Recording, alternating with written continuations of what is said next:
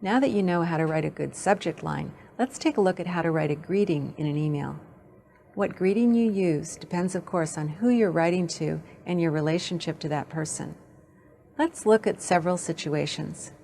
If you know the name of the person, but you've not met him or her, you can use these greetings. These are more formal.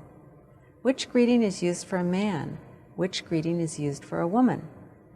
Right, Mr. is used for a man and Ms. is used for a woman. If you know the person's name and you want to be a little less formal, you can just use the first name. If you're answering an email and the other person used his or her first name in the closing, you can use the first name in your greeting. However, remember we don't use Mr. or Ms. with a person's first name. Unlike in a letter, we don't need to use dear. It's perfectly okay to use just the person's family name with Mr. or Ms. or the first name. If we want to be a little friendlier to someone we know, like a friend or colleague, we sometimes use hi and the first name.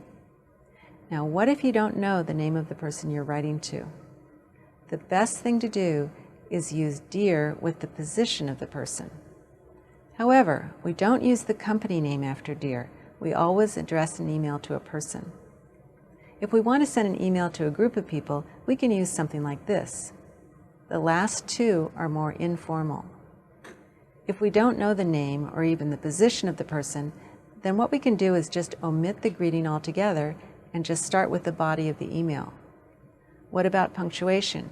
Well, notice that we use a period after Mr. or Ms. At the end of the greeting, we use either a colon, which is more formal, or a comma. Notice that there's no space before the comma or colon. This is the style in American business writing, but in other styles the punctuation might be different.